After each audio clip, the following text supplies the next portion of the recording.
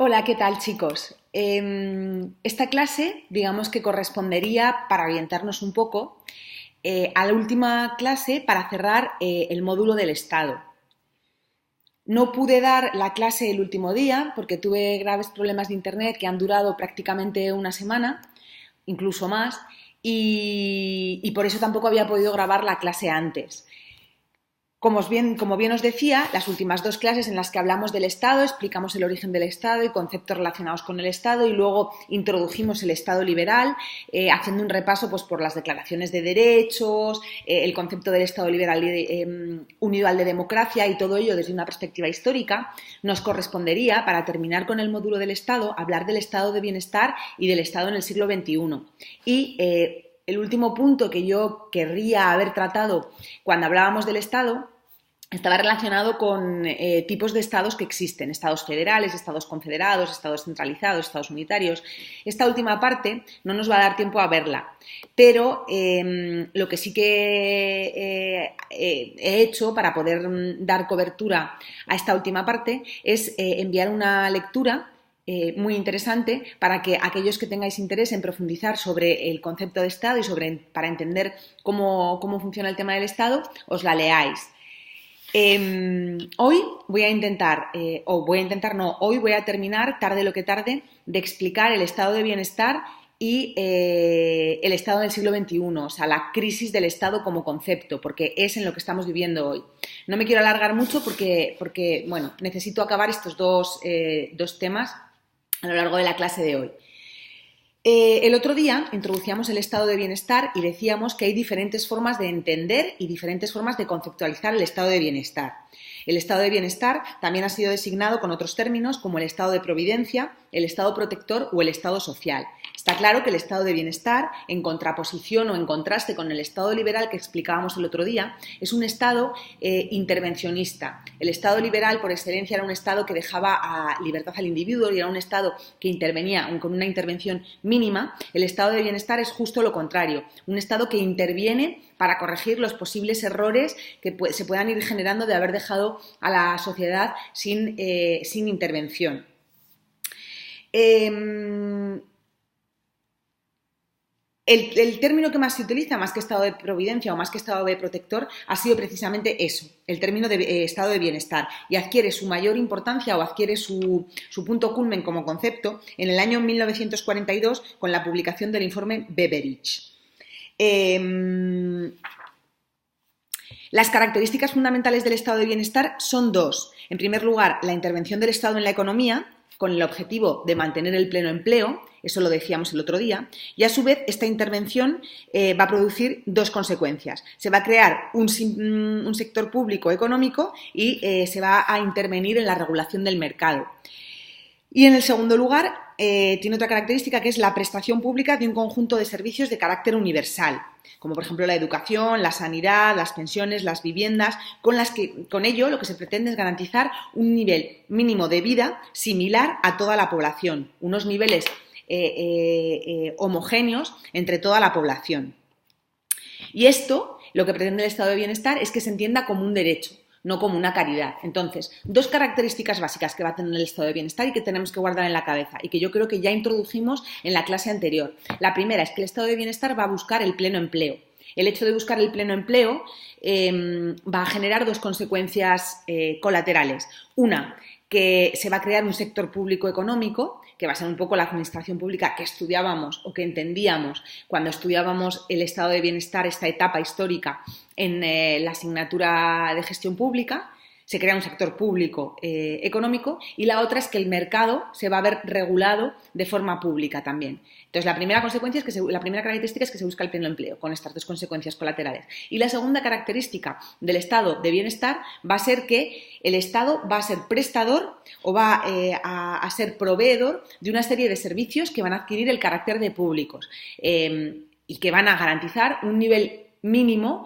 igual a toda la sociedad. En algunos elementos, o sea, en algunas prestaciones, en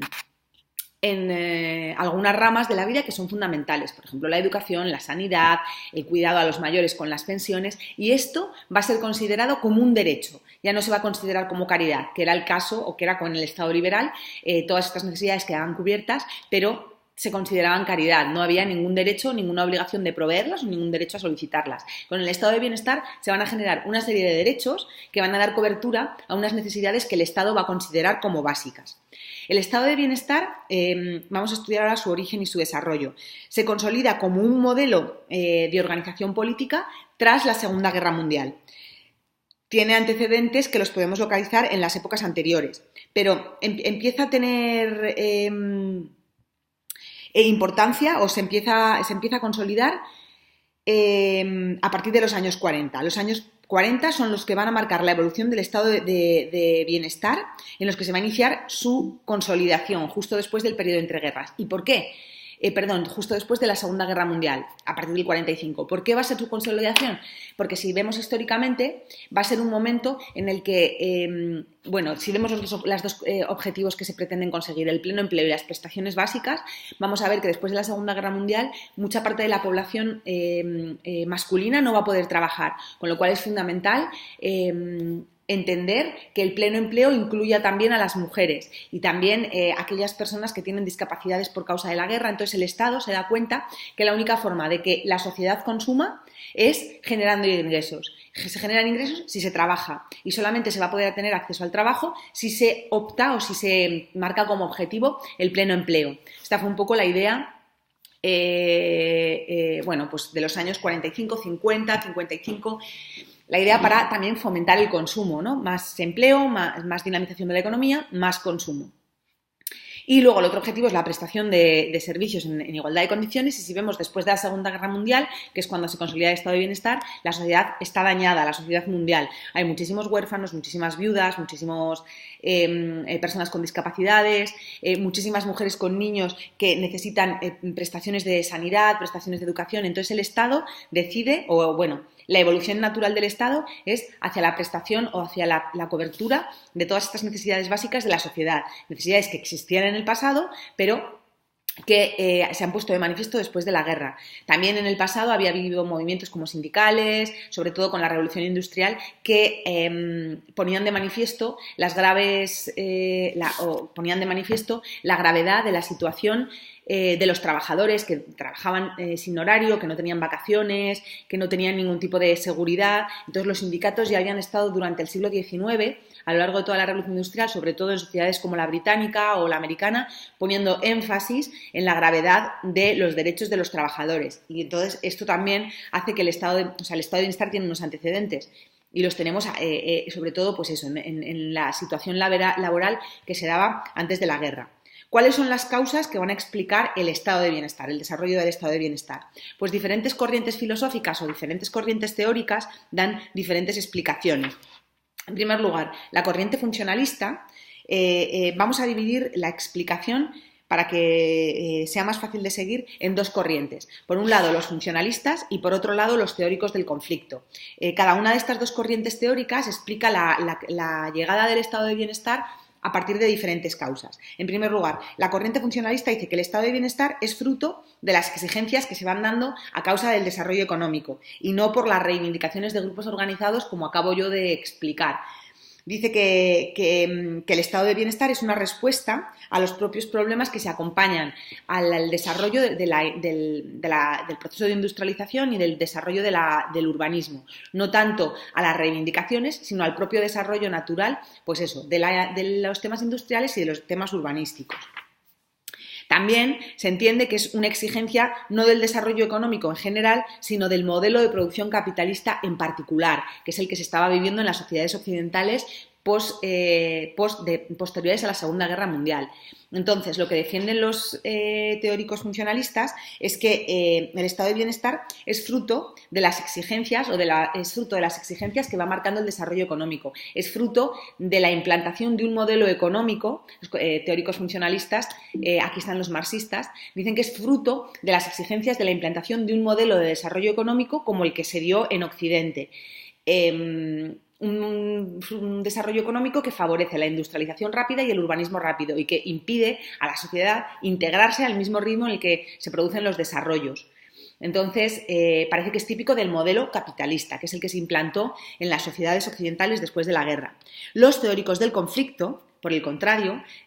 aseguran que el estado de bienestar es consecuencia o procede de los procesos de democratización, de la movilización de la clase obrera y por la falta de legitimación que se daba. Es decir, los teóricos del conflicto afirman que la sociedad se divide entre élites y obreros y que los obreros, cuando toman conciencia de que han cedido su representación y que no están representados, o sea, de que han cedido sus derechos a un Estado que no les representa, y volvemos a las doctrinas rusonianas y de Hobbes de ya no vivo en un Estado natural para un Estado que me conceda seguridad y que me dé una serie de garantías básicas y no me las está dando, el obrero se levanta en armas o se enfada, digamos que entra en una dialéctica con el Estado, una dialéctica de confrontación con el Estado, que está causada por ese déficit de legitimidad y estos son un poco los inicios de los procesos de democratización, cuando el obrero, el ciudadano, que todavía no es ciudadano, de momento es obrero, ciudadanos se hacen llamar, pero todavía no tienen todos los derechos políticos plenos, toma conciencia de que ha cedido parte de sus derechos y que el Estado no le está ni dando cobertura ni representando. Entonces entra en dialéctica con el propio Estado. Es difícil de todas maneras explicar con un solo argumento, es difícil explicar de una manera monocausal, es difícil dar una explicación única acerca de cuáles fueron las causas que generaron el estado de bienestar. Es difícil decidir si pesaron más el desarrollo del modelo económico que se implantó o la dialéctica, o si fueron procesos paralelos, que probablemente fueron procesos paralelos que se dieron al mismo tiempo. Desde un punto de vista económico, las políticas sociales son una tendencia estructural de las sociedades industrializadas. Pero hay diferentes grados.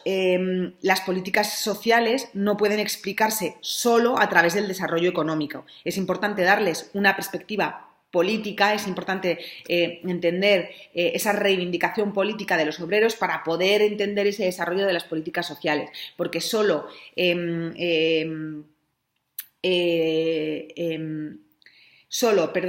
que me quedo atascada. Solo el desarrollo de un modelo económico no trae como consecuencia directa un desarrollo de políticas sociales que den cobertura a todas estas deformaciones o desviaciones que se dieron en la sociedad. Tampoco solo desde el punto de vista político la dialéctica que se produjo entre los obreros que buscaban una representación. Yo creo que fue un poco la explicación, la suma de estas dos causas, las que originaron y las que consiguieron que se implantara o tuviera éxito este estado de bienestar. Desde luego hay diferentes estados de bienestar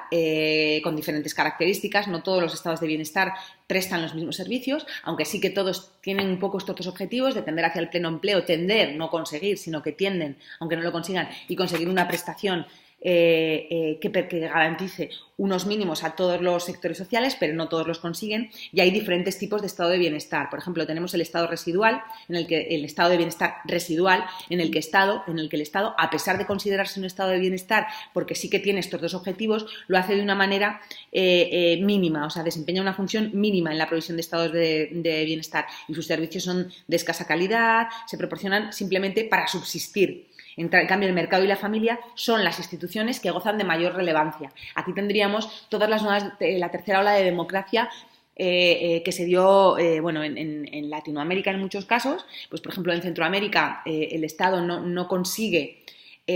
más que ser un estado de bienestar residual, porque solamente es capaz de garantizar unos servicios de una calidad muy baja y muy mínimos, y normalmente es la familia la institución que se encarga de dar cobertura a estas prestaciones que permiten la subsistencia. Y luego en África también hay muchísimos estados que cumplen o que encajarían en esta tipología de estado de bienestar residual. ¿Qué otro tipo de estado tenemos? El institucional.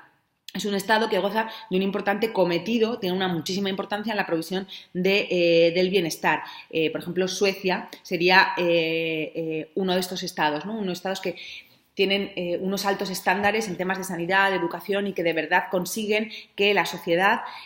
acceda a la prestación de estos servicios básicos de una manera relativamente igualitaria. Y luego tenemos el de logro personal, cumplimiento laboral, en el cual las necesidades sociales se van a atender de acuerdo con el mérito, de acuerdo con la realización del trabajo y de acuerdo con la productividad. Son estados como el estado belga, por ejemplo, que te da una serie de prestación de servicios de alta calidad en el caso de que tú le correspondas participando en el mercado. O sea, una vez que te incorporas a un puesto de trabajo con un contrato belga, tienes derecho a acceder a una serie de servicios de alta calidad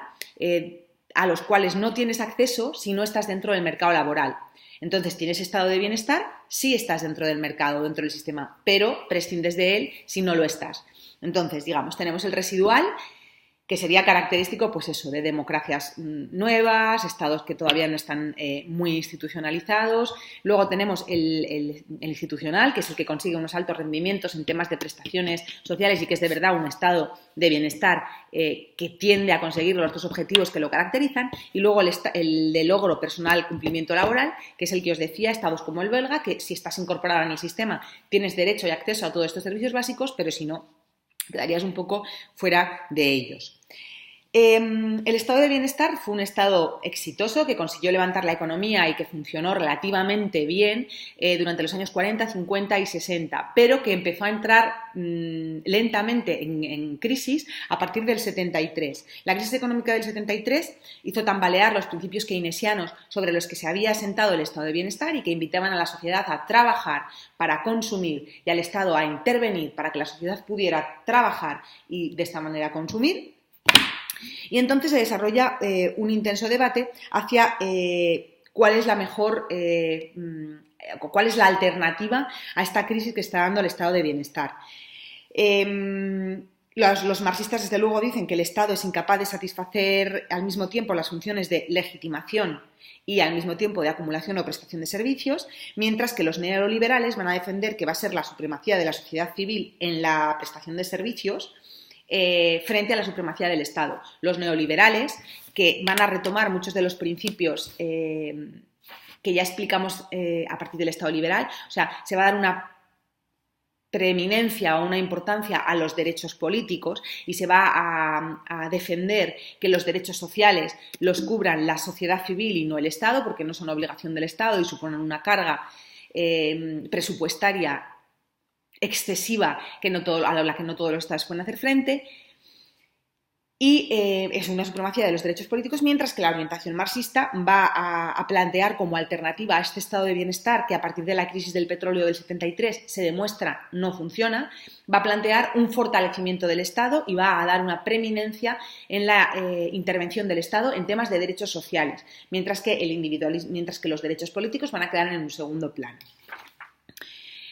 En los años 80, bueno, derivado de esta crisis y como bien os decía, estas dos alternativas, la alternativa de los marxistas y la alternativa de los neoliberales, parece que en los años 80 el mundo se encuentra dividido, parece que esta exaltación del estado de bienestar que han llevado a cabo los comunistas se ha demostrado que no está teniendo éxito. De hecho, ya se empiezan a ver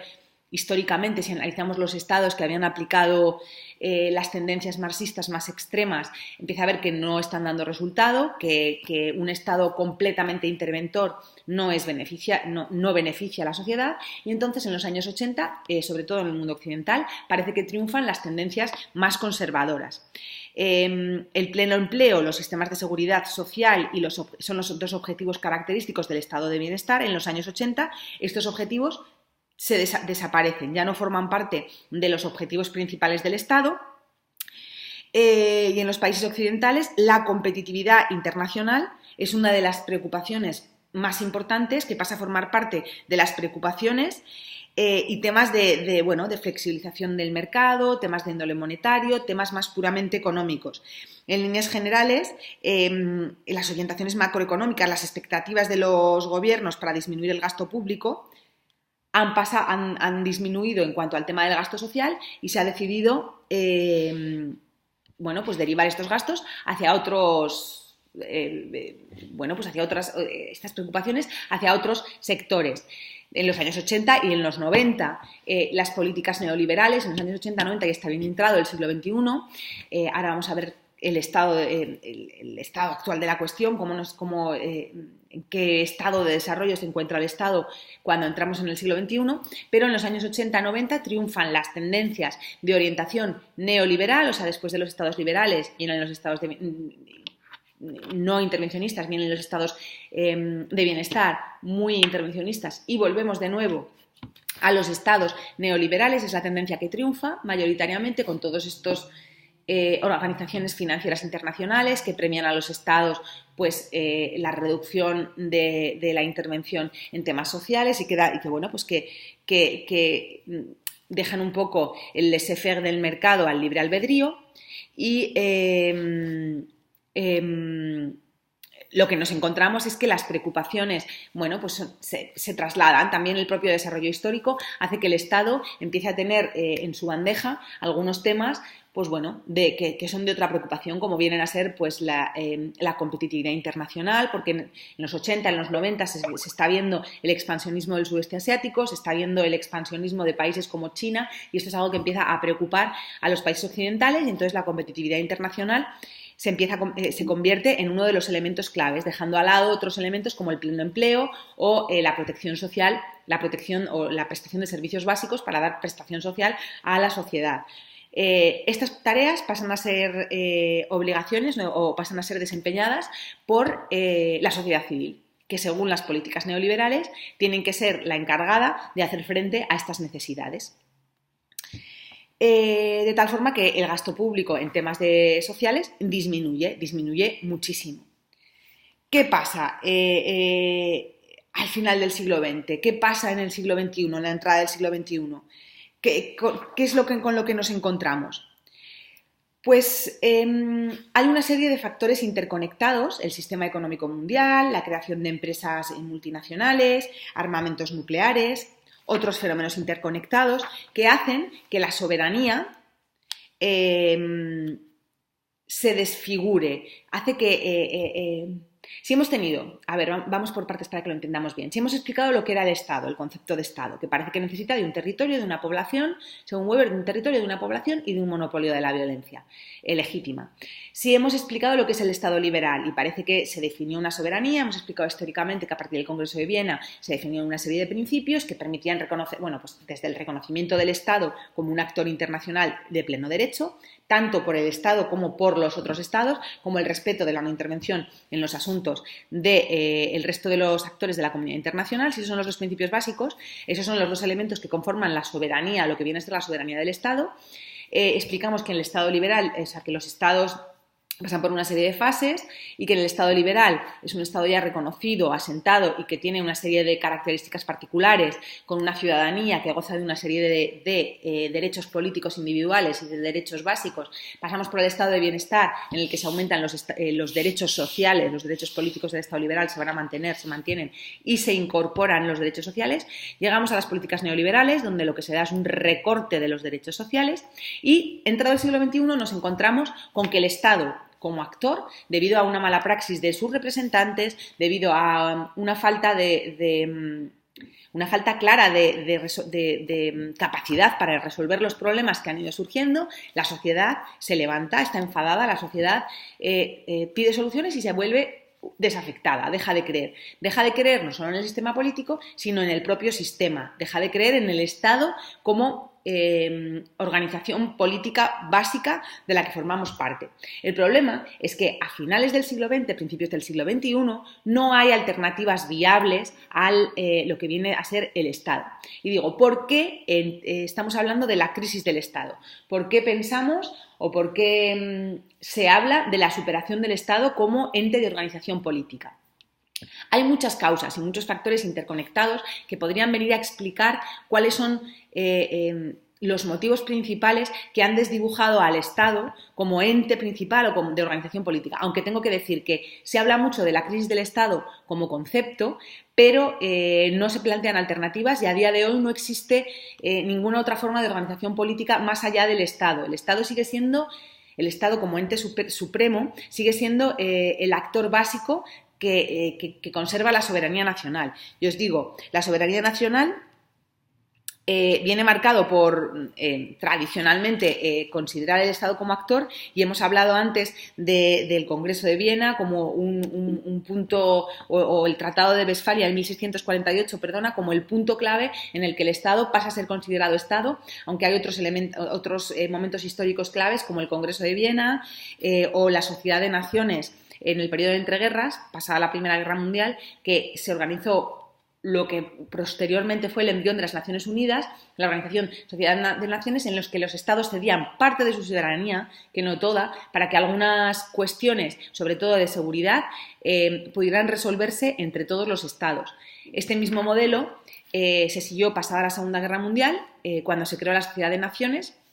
en la que de nuevo se propuso que los estados deberían respetar una serie de derechos básicos, y esto lo explicamos cuando hablábamos de derechos humanos, por los cuales los estados no tienen más remedio que ceder parte de su soberanía. Este ceder parte de su soberanía hace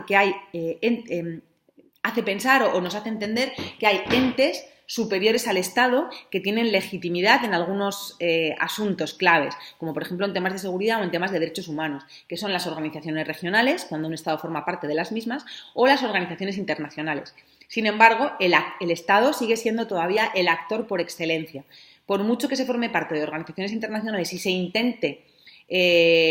impulsar o se intente hacer creer que el Estado ha sido superado por las organizaciones internacionales, no es del todo cierto, puesto que no existe un poder judicial mundial ni un poder coercitivo a nivel mundial que obligue a un Estado a cumplir si no cumple. Se cumple por voluntad propia. En el caso de no cumplir, se le pueden interponer sanciones económicas, pero en el caso de que el Estado no quiera no quiera dar cobertura a estas multas o a estas sanciones que se le pongan, lo único que le pasará será que recibirá la vergüenza de la comunidad internacional, porque se le señalará con el dedo, pero no tiene más consecuencia. El Estado sigue siendo soberano y es quien decide si se somete o no se somete a un orden internacional. Digo, ¿cuáles son los factores de interconexión que nos hacen pensar que hay entes superiores al Estado? Aunque, repito otra vez, la soberanía sigue residiendo única y exclusivamente en el Estado. Y pongo énfasis en la soberanía, porque recuerdo que cuando comenzamos esta tanda de explicación del Estado, uno de los conceptos clave que os pedí que investigarais, y os di claves como Bodino y algunos otros autores, fue el concepto de soberanía. Si entendéis el concepto de soberanía, habréis sido capaces de entender de una manera muy, muy clara el concepto de Estado. ¿Sí? ¿Cuáles son los factores de interconexión? Los factores de interconexión o que nos hacen pensar que el Estado ha podido estar superado. En primer lugar, el surgimiento de un sistema económico mundial. Un sistema económico mundial que escapa a todas luces del control estatal. El Estado ha perdido el control en cuanto al sistema económico mundial. No tiene posibilidad de intervenir y regular, no tiene posibilidad de interceder a su favor. Este sistema restringe las posibilidades de los Estados para que planifiquen su propia economía. Y con esta falta de posibilidades, lo que ocurre es que es difícil prever gastos sociales, déficit público, deuda pública, ingresos, es difícil. De forma que tanto las políticas monetarias como las fiscales, los niveles de empleo, los niveles de ingreso, los niveles de inversión de un país van a estar sumamente condicionados por los mercados financieros internacionales. Entonces, estas restricciones, el poder económico de los estados, el poder económico de los estados sigue siendo muy importante, sobre todo de aquellos que dictan la economía mundial, pero no podemos olvidarnos de la importancia de los mercados o del sistema económico mundial, de los mercados financieros al final, que se escapan también del control de los ciudadanos y que solamente los expertos son capaces de darles un seguimiento. Esto hace que el Estado, a pesar de mantener o conservar esa soberanía de la que hablamos, haya perdido el control en temas claves como es el poder económico. Ellos pueden hacer, un Estado puede hacer una planificación anual, lo hablábamos, se hace a través de un presupuesto, de un instrumento muy importante que es el presupuesto. Este presupuesto, pues hay diferentes modalidades, cada Estado opta por aquella modalidad que le resulta más conveniente y tiene que hacer una especie de contabilidad, o sea, un presupuesto no deja de ser la contabilidad de casa, la contabilidad de un Estado, que al final es la casa del gabinete que lo hace, donde se prevén los gastos para el año o para los programas multianuales y los ingresos para un año o para los programas multianuales, dependiendo de lo que se presupueste. Y el problema es que estos presupuestos ya no se pueden controlar como antaño porque muchas de las decisiones que se tomen se verán modificadas en función de la actitud o en función de cómo vayan reaccionando los mercados financieros y los sistemas económicos mundiales. Más aún si los países se integran en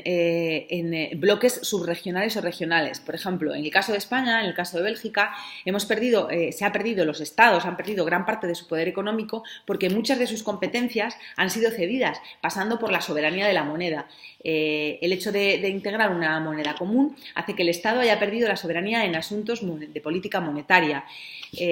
Las decisiones de política monetaria ya no las toman los estados, en el caso de la Unión Europea. Los sistemas de integración pues tienen diferentes niveles de cesión de soberanía, pero por ejemplo en el caso de Honduras estoy segura de que el hecho de pertenecer al Banco de Integración Centroamericano o al hecho de pertenecer al Sistema de Integración Centroamericano SICA tiene una serie de consecuencias en la política económica que no decide el Estado. O sea, cuando el Estado hondureño elabora su presupuesto, seguro que hay una serie de partidas que tiene que dedicar o que tiene una serie de reglas que tiene que acatar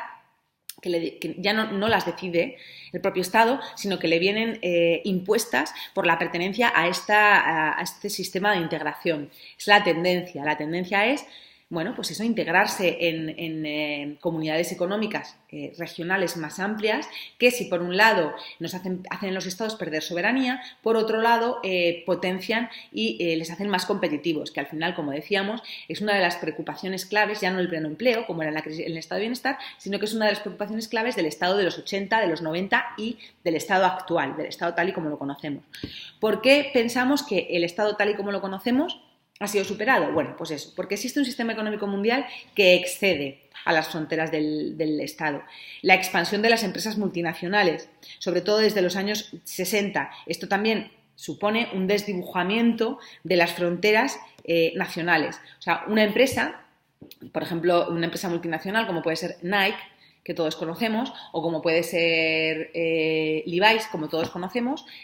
sobre todo empresas americanas, aunque también, empresas de móviles como Samsung, empresas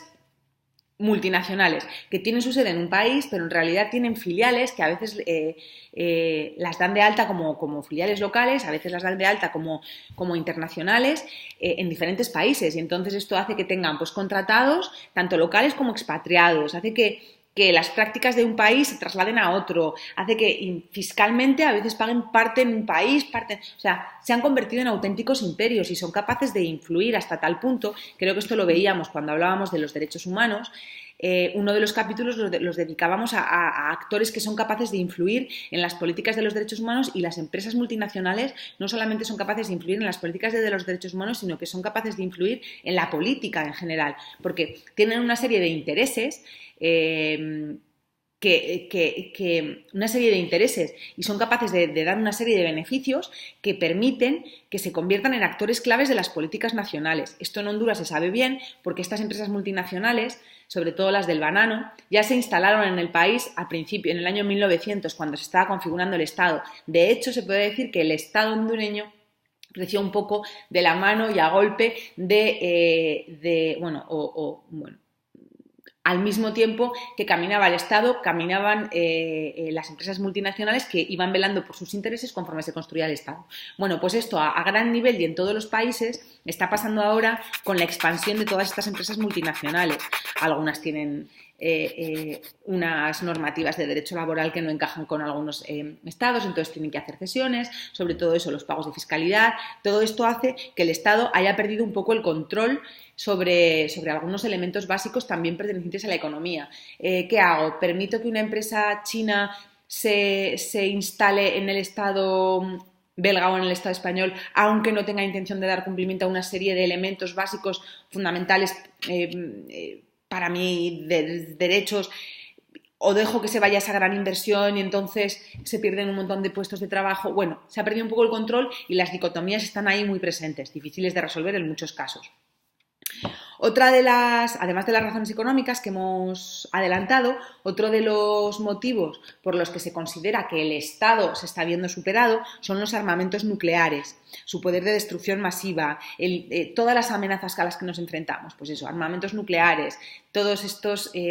desastres naturales que a veces son imposibles de contener por un solo Estado y, por supuesto, la amenaza terrorista. La amenaza terrorista está tan presente y la seguridad se ha convertido en un elemento tan importante a día de hoy, sobre todo en Occidente, que la estamos sufriendo y peleando duro, se ha convertido en un elemento de preocupación tan grave y se ha visto que es prácticamente imposible que un Estado pueda enfrentarse o pueda superar todas estas amenazas de manera individual, que no le queda más remedio que ceder parte de soberanía. Sí, aquí en Europa ya se ha cedido con política monetaria, ahora muchos elementos de la política exterior, sobre todo relacionados con la defensa, también se está valorando o debatiendo si se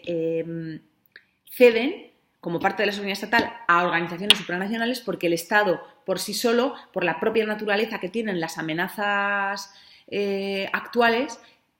transfronterizas, no puede hacer frente. Ya hablo del terrorismo que afecta aquí, pero que afecta a Europa, pero hablo también del tráfico de drogas, del crimen organizado que está golpeando Latinoamérica, de los grandes cárteles que se están formando y que son transnacionales y con los cuales un Estado solo no puede luchar.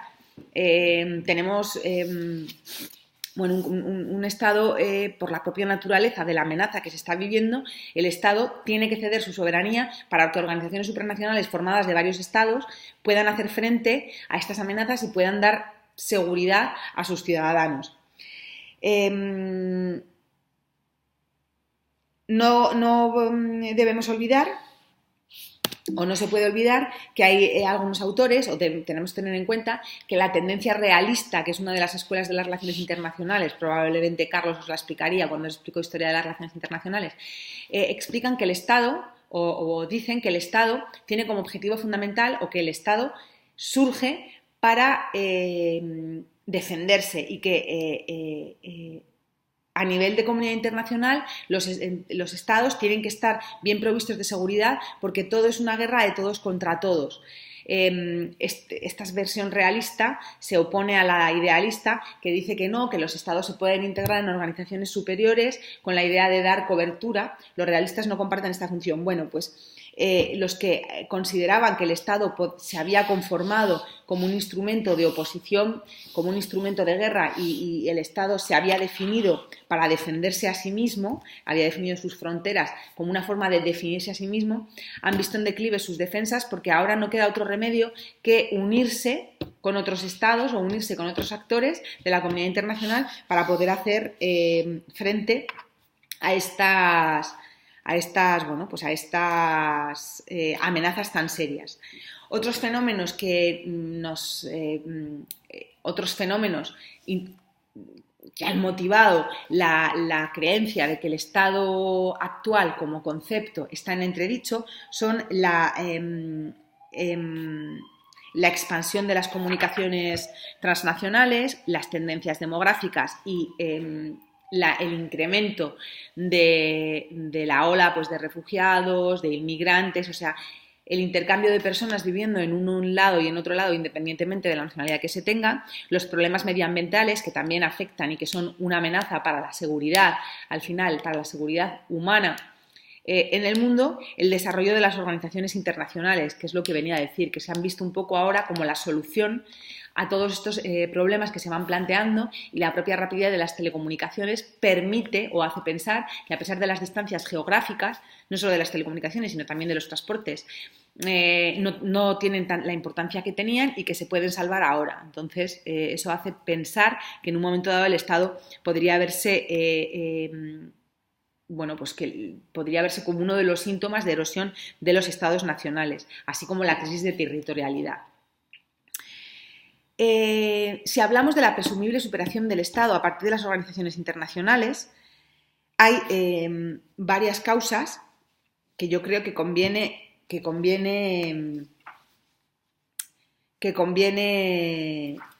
señalar, o que es importante pues, señalar. En primer lugar, Hay una creciente interdependencia, bueno, aparecen nuevos actores y hay una importante y creciente interdependencia entre estos actores, entre actores de la sociedad civil internacional, entre los diferentes estados, con estructuras exclusivas y el enorme desarrollo, la proliferación, la gran cantidad de organizaciones internacionales gubernamentales, si comparamos con periodos anteriores a la Primera Guerra Mundial. Existen muchísimas organizaciones internacionales y debido a su composición, a sus competencias, a sus fines, se podrían clasificar de formas diferentes. Tenemos aquellas que premian un formato más regional, como es la Organización de Estados Americanos, y aquellas que premian un formato más global, como podría ser la Organización Internacional del Trabajo o como podría ser de las Naciones Unidas. Luego, por el contenido o por los temas que trabajan, o por el propio formato que adoptan, pueden ser organizaciones que buscan la cooperación entre estados y organizaciones que buscan la integración de los estados. Y luego, pues también es importante distinguirlas un poco por el contenido, aquellas que tienen un contenido universal y que pretenden abarcar todos los temas, como podría ser la Unión Europea, que tiende hacia una unión política de todos sus miembros, o aquellas que son más temáticas, como por ejemplo decíamos la Organización Internacional del Trabajo, que a pesar de que es universal y que incluye o pretende dar alojamiento, cabida a todos los estados del mundo, su contenido o su temática es específica, trata sobre temas laborales.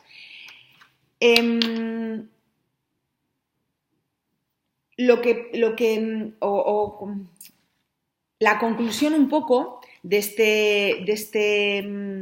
discurso de este discurso fundamentalmente, la conclusión es que el Estado está en crisis, eso es un hecho. Las causas de esta crisis pueden ser varias, se pueden ver causas exógenas como las que hemos explicado, pues la superación de las fronteras nacionales por el tema de que los sistemas económicos pues ya no están bajo la dominación del Estado, también porque las empresas multinacionales han superado las propias fronteras territoriales, todas estas nuevas amenazas tanto a la seguridad ciudadana como al territorio que se están viendo, las amenazas medioambientales, la superación de los problemas de telecomunicaciones y transportes. Pero sea por lo que sea, el Estado está en crisis. También se puede buscar la propia crisis del Estado, se le pueden buscar una serie de causas endógenas. También se puede aducir que el Estado está en crisis porque los ciudadanos han dejado de creer en el Estado como forma de organización política, aunque no han sido capaces de proponer alternativas. También se puede decir que el Estado ha entrado en crisis porque no se ven representados en esa cesión que han hecho de derechos cuando decíamos, como decía al principio, el ciudadano ha cedido parte de sus derechos a un ente superior que es el Estado y cuando el ciudadano ha visto que no se le está representando y que la clase política traiciona una y otra vez sus expectativas, han quedado desafectados hasta el punto no solo de dejar de creer en el sistema que regula el Estado, sino incluso se ha empezado a cuestionar el propio Estado como la forma más eficaz de organización política. Repito de nuevo, sí hay una crisis de Estado, porque hay una crisis de Estado, sí hay una crisis del sistema democrático como sistema que regula el Estado, que también hay por la propia desafección. No se han planteado alternativas viables de organización política a el Estado por un lado, ni tampoco se han planteado alternativas mejores a los sistemas democráticos de momento que este propio sistema. Las organizaciones internacionales sí que es cierto que sirven o que han venido a superar de alguna manera la soberanía estatal, pero a día de hoy la falta de un poder coercitivo a nivel mundial hace que la soberanía siga residiendo todavía de manera clara en el Estado, aunque el Estado decida temporalmente ceder parte de sus funciones soberanas a organizaciones internacionales. Lo importante es que si en un momento dado estas organizaciones internacionales, el Estado dejara de formar parte de esta organización internacional o desaparecieran, recuperaría esa cesión de soberanía que ha hecho. O sea que en ningún caso son permanentes y desde luego son reversibles. Esto es lo que nos hace pensar que una organización internacional en ningún caso o por al menos por el momento, en ningún caso va a llegar a ese nivel de desarrollo. Sí, en un momento dado se pensó que la Unión Europea podía llegar a convertirse en unos nuevos Estados Unidos por su nivel de integración política. Parece claro que cuando vemos pues los últimos desarrollos o los desarrollos de los últimos tiempos, parece ser que no es hacia donde se camina, porque no hay estados dispuestos a ceder soberanía política en cuestiones sensibles. Es difícil alcanzar acuerdos en temas de inteligencia o en temas de política exterior, o incluso en muchas ocasiones es difícil ponerse de acuerdo sobre cuáles son nuestros socios en temas económicos o a quién debemos apoyar en una u otra guerra cuando hablamos de guerras en terceros países. Entonces es difícil que se llegue a ese nivel de integración política que se llegó a aspirar en un momento dado cuando la integración económica comenzó a tener cierto éxito. También la crisis económica y los problemas económicos con los cuales se ha enfrentado la Unión Europea nos hacen entender que ese modelo de éxito que parece que se vendió a lo largo de los 90 y principios del siglo XXI no ha sido tal. De nuevo, los estados giran y recuperan parte de su soberanía para explicar que, aunque es cierto que el Estado está en crisis, de momento es el único actor soberano y el único actor con legitimidad para representar al conjunto de los ciudadanos, para representar o para acoger al conjunto de los ciudadanos como forma de organización política. Cuando hablamos del concepto de Estado, hay varios conceptos paralelos, y aquí no quiero profundizar mucho, voy a dedicar estos 15 últimos minutos para hacer un recorrido rápido, como por ejemplo la nación. El Estado y la nación no es exactamente lo mismo. La nación no tiene como fundamento necesario la existencia de un grupo étnico. No tiene que ver, desde una amplia perspectiva, con ninguna realidad natural o biológica. En un momento determinado de la historia, la nación surge en el marco europeo como una referencia ideológica básica. En muchos casos, el Estado puede ser el creador de una nación, pero no solamente en el marco europeo, sino también en América, en Estados Unidos, en Iberoamérica, en Asia, en África después. Esta idea de nación se va extendiendo y la idea de nación con base en la realidad étnica se convierte en lo habitual, pero no es, la nación no se puede basar en una idea étnica, para entenderlo de alguna manera. Una nación está compasada por las necesidades que se van dando en las transformaciones económicas, sociales, ideológicas y políticas y no puede oponerse a la artificiosidad del Estado, ¿vale? Una nación, la nación es la unidad política y el Estado es la organización utilitaria que se ha construido para conseguir una serie de fines políticos que también incluyen los fines económicos. Entonces, la nación es el soporte y el Estado es el instrumento de organización política. Pero no hay que confundir estos dos conceptos, porque hay naciones que no tienen estados reconocidos, entendido el Estado como una unidad soberana, como es el caso, por ejemplo, de Palestina. El pueblo palestino se considera una nación política, pero no han conseguido que se les vista o que la comunidad internacional les reconozca el instrumento que organiza esa comunidad política, que es el Estado. Y también adolecen de territorio. Puede haber naciones que tengan sentimiento de nación, pero que no tengan territorio, con lo cual se quedan fuera del concierto internacional, porque para ser un Estado lo primero es que los otros nos lo reconozcan. Y, por ejemplo, hay casos como el de Palestina en el que la nación no es reconocida. También tenemos el concepto de nación cultural. Esto es una realidad prepolítica que normalmente sirve como sustrato a las ideologías nacionalistas y que tiene una base comunitaria, pero que normalmente suele ser la base prepolítica a la consideración de nación política. La organización... Esto quería que lo tuvierais claro para que quede clara cuál es la diferencia entre la nación como pueblo, como realidad política y como realidad cultural. En primer lugar, la nación cultural, que tiene una base ideológica y que sirve como base para luego reclamar una nación política. Y quiero que es lo que han utilizado muchos de los estados que se independizaron o la ola de descolonizaciones durante los 60 tras la Segunda Guerra Mundial. Y si tenéis interés en estudiar este tema, desde luego Palestina puede servir como un ejemplo de nación que no ha conseguido proveerse de un Estado como instrumento, pero sí que podéis ver todos los ejemplos de descolonización en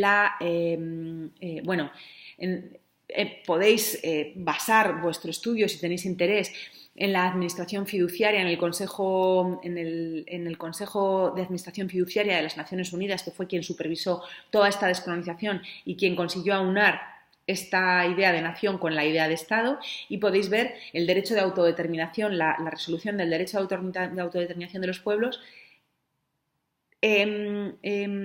provisto o redactado, acordado por las Naciones Unidas entre varias naciones. Siguen existiendo muchísimos movimientos nacionalistas o de reclamo nacionalista en muchos estados conformados que no encuentran su base en esta resolución de las Naciones Unidas. Por ejemplo, en España tenemos el caso del País Vasco y de Cataluña, también en Francia tienen el caso del norte, del Pays de la Loa, que pretende la independencia. En el caso de Bélgica se busca la división entre los flamencos y los valones, y seguro que también en Latinoamérica tenéis muchos casos de grupos étnicos que reclaman su nacionalidad al no verse identificados, en el caso de África igual, porque las fronteras al final son fruto de una definición que hicieron las colonias durante los movimientos colonizadores, así que no coinciden exactamente con los grupos étnicos que se conformaron sobre todo en el continente africano. En el continente americano a veces también nos enfrentamos a este problema, pero es importante que entendamos la diferencia entre nación cultural como realidad prepolítica, la nación política como aspiración de un conjunto de personas a proveerse del instrumento del Estado para dar sentido a su organización política. El Estado se puede organizar de formas distintas, y aquí ya voy un poquillo más rápido. Tenemos los estados centralizados o estados unitarios en cuanto al reparto de poder, y son los estados, pues eso, que la mayor parte del poder, y esto lo explicábamos cuando hablábamos en gestión pública y en incidencia política, los estados muy centralizados concentran todo su poder en la capital, en el gobierno, y tienen muy poco poder. El poder está muy poco descentralizado a nivel local y a nivel regional. Todo pasa por el poder central. Ejemplos de estados unitarios o muy centralizados pues son Francia, por ejemplo, o Italia, son estados muy, muy centralizados, aunque siempre, conforme ha ido avanzando, la tendencia, sobre todo por su naturaleza democrática, es a intentar descentralizar. Y luego tenemos los estados federales o autonómicos en sus diferentes modalidades, que lo que presentan son organizaciones territoriales mucho más descentralizadas, o sea que la distribución del poder está mucho más descentralizada. El hecho de que sea un estado unitario o un estado no tan unitario o un estado compuesto se refiere a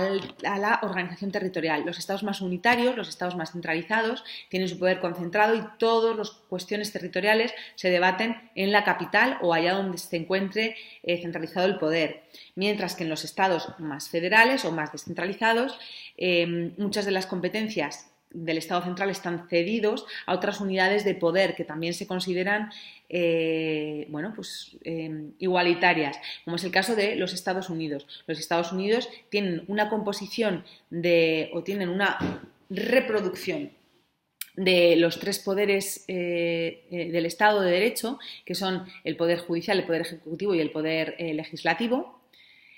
como reflejo fiel en cada uno de los estados federados. También es el caso de Alemania. Cada estado decide qué tipo de votaciones va a hacer, cómo va. Eso sí, todos tienen una representación en una Cámara del Poder Legislativo Nacional, en el Senado. Es el caso también de Alemania. Y aquí se ponen de manifiesto las posibles necesidades regionales que pudieran tener repercusión a nivel federal o a nivel estatal. Hay algunas competencias que, por muy federados que sean los estados, nunca se cederían, o que a las que nunca podrían tener acceso los estados que conforman el Estado grande o el Estado federal, como son las cuestiones de política monetaria o las cuestiones de política exterior o de defensa. Son cuestiones que en ningún caso van a poder, en las cuales en ningún caso van a poder o no deberían intervenir los estados federados que conforman esos estados federales. Caso intermedio tenemos los estados centralizados puros, como sería el caso de Francia, aunque ha perdido un poco de su puridad, y luego los estados federales puros, como sería el caso de Estados Unidos, aunque también ha perdido cierta puridad. Luego tenemos casos intermedios, como sería el caso de España, en el que muchas de las competencias propias de un estado federal están cedidas a las comunidades autónomas, que no son estados federales porque no tienen esos 3 poderes del Estado de Derecho cedidos, es decir, el Poder Judicial en el caso de España es unitario, es único, no está cedido a las comunidades autónomas, y esto hace que no sean considerados estados federales de por sí, pero otro de las características de estos estados intermedios, que no son ni federales ni centralizados, como por ejemplo es el caso de España, es que las competencias que se ceden a las comunidades autónomas son asimétricas, no se ceden ni al mismo nivel, ni al mismo ritmo, ni con la misma intensidad, ni con el mismo presupuesto. No hay, hay por supuesto muchas ventajas de utilizar uno u otro modelo, también hay muchas desventajas. Yo creo que históricamente cada estado adopta el modelo que le resulta más conveniente por su contexto histórico, por su contexto regional, también pues depende del tamaño, de la población, de la accesibilidad para que un estado, todos esos son circunstancias o características que hacen más conveniente que un Estado se gestione de forma federal o de forma centralizada, pero fundamentalmente es su historia, la historia de ese Estado, lo que marca la organización territorial, que la organización territorial sea de una o de otra forma. Yo creo que con esto terminamos la explicación de lo que yo quería adelantar como tema para explicar, para que entendierais el Estado. Cerramos el módulo 2, el módulo del Estado, terminamos el módulo 1, el módulo del poder, fue un módulo muy interesante. Ahora terminamos con esta clase de hoy el módulo 2, el módulo del Estado, creo que también un módulo bastante interesante y de mucha importancia para que podáis conseguir entender las relaciones básicas en la ciencia política como uno de los fundamentos o de los conceptos básicos de esta ciencia nuestra que nos ocupa, la ciencia política. Y ya en la clase siguiente vamos a empezar el módulo 3, que está relacionado con elecciones y con representación política y liderazgo. Es decir, hemos explicado el poder, hemos explicado cómo se articula ese poder o cuál es la forma básica que adquiere esa organización política del poder, que es el Estado. Hemos hecho un repaso histórico al concepto del propio Estado. Por favor, no confundamos Estado con sistemas democráticos, eso es lo que quería dejar muy de manifiesto. Y hemos hecho un breve repaso, una breve introducción sobre la diferencia entre Estados, naciones, Estados federales y Estados compuestos, Estados centralizados y Estados unitarios. Aquí he dado solamente unas pinceladas. De nuevo repito, si tenéis interés en profundizar en alguno de los conceptos que he abordado de una forma rápida porque no tenemos más tiempo, hacedmelo saber que os haré llegar lecturas. Pero sí que os pido que profundicéis o que leáis, porque es muy interesante la lectura que os he hecho llegar, la lectura que se encuentra colgada en este módulo sobre naciones, pueblos, estados, porque podréis entender bien porque hay algunos estados que han tenido acceso al instrumento y por qué algunas naciones se han quedado sin este instrumento. Y siempre, de nuevo, repito, se pone este caso, este caso tan problemático para la sociedad de naciones o para la comunidad internacional, que es el caso de Palestina. Y si tenéis oportunidad de profundizar un poco históricamente cuáles han sido las razones que han llevado a esto, yo creo que os resultará muy interesante, sobre todo, porque es muy interesante.